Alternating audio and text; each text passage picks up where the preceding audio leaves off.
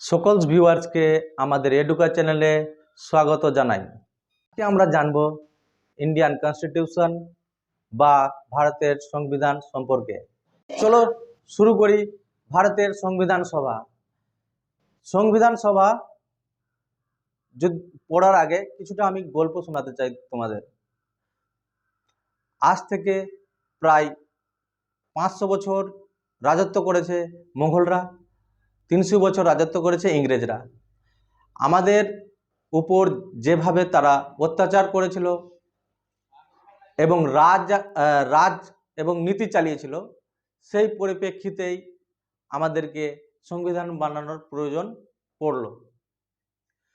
তো সংবিধান সভা বানানোর সবথেকে ইম্পর্টেন্ট ভূমিকা পালন করেছিল ক্যাবিনেট মিশন। তো ক্যাবিনেট মিশন সম্বন্ধে আমি বলি। 17 মে 1946 সালে ভারতে এসেছিল। এই ক্যাবিনেট মিশনের সদস্য ছিল 3 জন: sir Stafford Cripps, lord Pethick Lawrence, A V Alexander. Lord Pethick Lawrence head ছিলেন। সংবিধান সভা বানানোর জন্য সবাই তো আর সুযোগ পাবে না। তো ভারতের বিভিন্ন প্রান্ত থেকে গণ্যমান্য ব্যক্তি, শিক্ষিত ব্যক্তিরাই সংবিধান বানানোর সুযোগটা পাবে। বুঝতে পারলে? এবার বলি, তো 300 এইভাবে একটা নির্বাচনের আয়োজন করা হয়েছিল, যেটা 389 জন পার্টিসিপেট করেছিল। আর সেই নির্বাচনে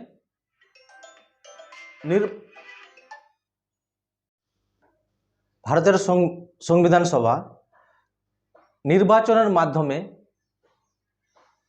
তৈরি করা হয়েছিল। কিরকম? প্রথমে যেরকম ভোটে দাঁড়ায় না, সেম প্রসেসে 389 জন দাঁড়িয়েছিল। আর পরবর্তী নির্বাচনের মাধ্যমে 296 জনকে সিলেক্ট করা হয়।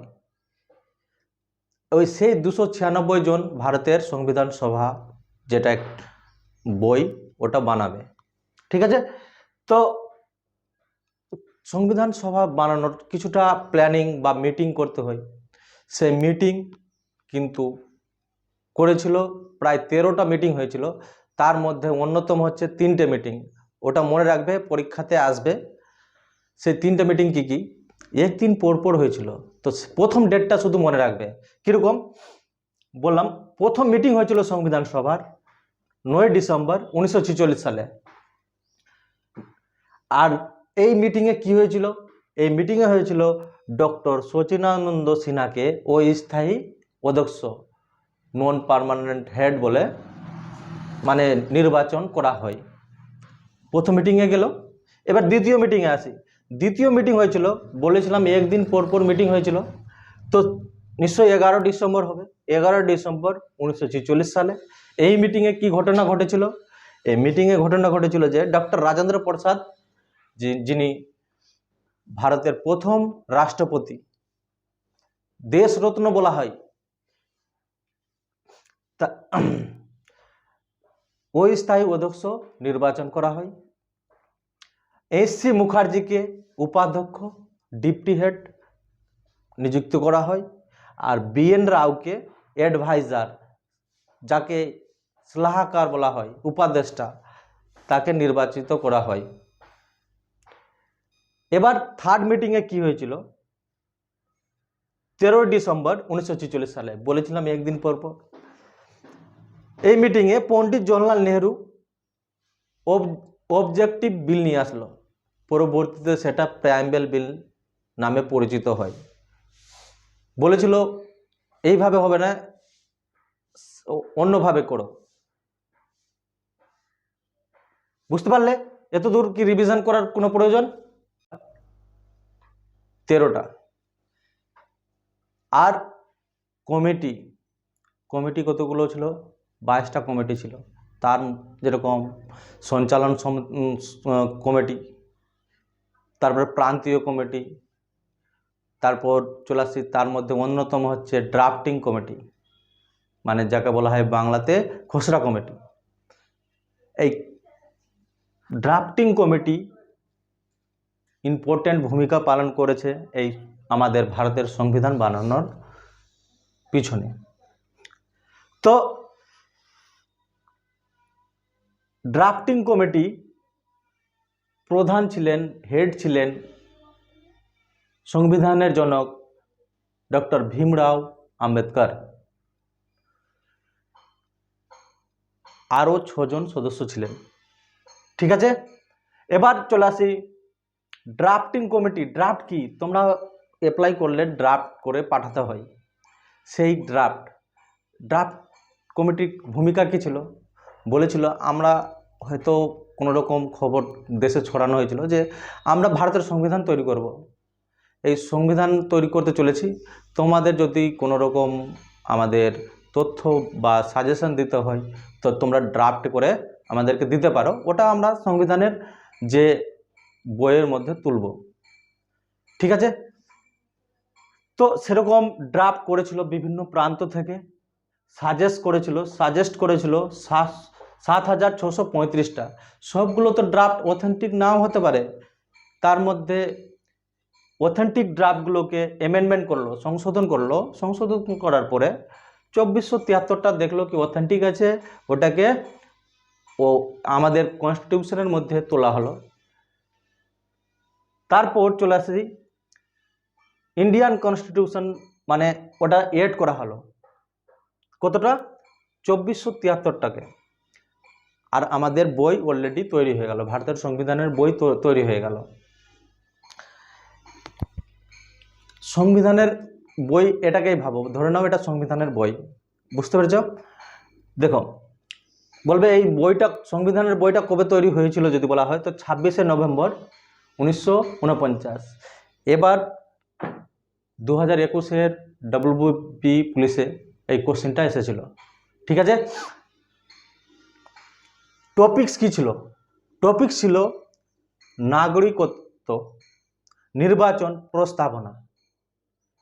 তারপর আমাদের এই সংবিধানের বইটা তো তৈরি হয়ে গেছে, এবার তো সারা দেশে এটা প্রকাশিত করতে হবে, যাকে বলা হয় লাগু, ইস্যু করতে হবে। তো এই যে ডেটটা দেখতে পাচ্ছ, ওয়েট করলো, প্রকাশিত করার জন্য ওয়েট করলো 30শে জানুয়ারি 1930। কারণ কি? এই দিন আমাদের পণ্ডিত জওহরলাল নেহরু রাবি নদীর তীরে ভারতের স্বতন্ত্রতা দিবস পালন করেছিল, যেটা ভেবেছিল যে আমাদের স্বতন্ত্রতা আগেই উদযাপন করে নিয়েছিল, যাকে বলা হয়। তো এই জানুয়ারি মাসের 26শে জানুয়ারি একটা আমাদের প্রজাতন্ত্র দিবস আছে।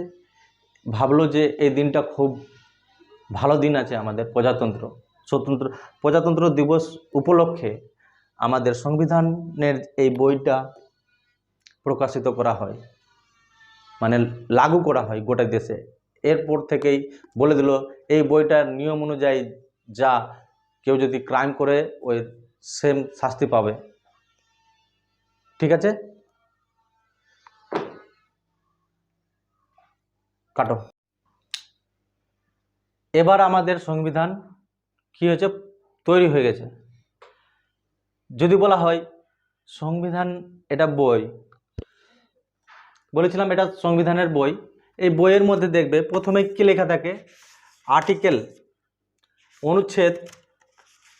অনুচ্ছেদ লেখা থাকবে, আর্টিকেল লেখা থাকবে, পার্ট লেখা থাকবে মানে ভাগ লেখা থাকবে, আর শিডিউল লেখা থাকবে। প্রথমে দেখতে পাবে অনুসূচি লেখা থাকতে পারে, অনুসূচি লেখা থাকবে।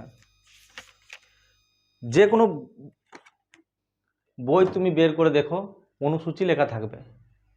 অনুসূচি কতগুলো ছিল? যখন তৈরি হই তখন ছিল 8টা, বর্তমানে 12টা রয়েছে ভারতের সংবিধানে। ভাগ কতগুলো ছিল? প্রথমে ছিল 22টা, বর্তমানে আছে 25টা। এই কোশ্চিনগুলো ইম্পর্টেন্ট, ডাইরেক্ট কোশ্চিন আসে, বলো তো ভারতের সংবিধানে কতগুলো বর্তমানে ভাগ রয়েছে? তো কি বলবো? বর্তমানে 25টা, আগে যখন তৈরি হয়েছিল তখন 22টা। ডাইরেক্ট কোশ্চিন পাবে এরকম। আর্টিকেল, অনুচ্ছেদ যাকে বলা হয়, অনুচ্ছেদ ছিল প্রথমে 395টা, বর্তমানে 470টা। এটা এনটিপিসিতে কোশ্চেন এসেছে, বর্তমানে এনটিপিসি রেলওয়ে। তো বর্তমানে ভারতের সংবিধানে অনুচ্ছেদ কতগুলো রয়েছে? তো বলবো 470টা। এবার আমাদের সংবিধানের ফ্যাক্ট সম্বন্ধে আমরা জানব। তো বলবে, এই কোশ্চেনটাও এসেছে এনটিপিসিতে, আরআরবি এনটিপিসি পরীক্ষায়, বলবে সংবিধান সভা বানাতে কতদিন সময় লেগেছিল? কি বলবো? 2 বছর 11 মাস 18 দিন। কতদিন বাকি থাকছে 3 বছর থেকে? 12 দিন বাকি থাকছে। এটা মাইন্ড রিকল করে নেবে, 2 বছর 11 মাস 18 দিন। আচ্ছা, সংবিধান বানানোর পিছনে তো খরচ তো হয়েছিলই। তো কত টাকা খরচ হয়েছিল? লুসেন্টে দেখবে একটা বড় অ্যামাউন্ট দেওয়া আছে, 63 লাখ প্রায় কিছু দেওয়া আছে, ওটা তোমরা দেখে নেবে। আমরা বলবো প্রায় 64 লাখ টাকা। এই খরচটা কোথায় হলো? তো এই খরচটা হয়েছিল আমাদের দেশের যে কমিটিগুলো রয়েছিল, সেই কমিটিগুলো আমাদের দেশের সংবিধান বিশ্বের কঠোরতম সংবিধান এবং ফ্লেক্সিবল। কোশ্চিন আসে ভারতের সংবিধান কীরকম? কঠোর এবং ফ্লেক্সিবল বলবো, ঠিক আছে? তো এই 8টা দেশ থেকে বড় করা হয়েছিল ভারতের সংবিধান। এক্সাম্পল হিসাবে বলবে মৌলিক অধিকার কোন দেশ থেকে নেওয়া হয়েছিল? তো বলবো আমেরিকা থেকে। মৌলিক কর্তব্য কোথা থেকে নেওয়া হয়েছিল? রাশিয়া থেকে। একলা নাগরিকতা কোথা থেকে নেওয়া হয়েছিল? ব্রিটেন থেকে। তো এই রকম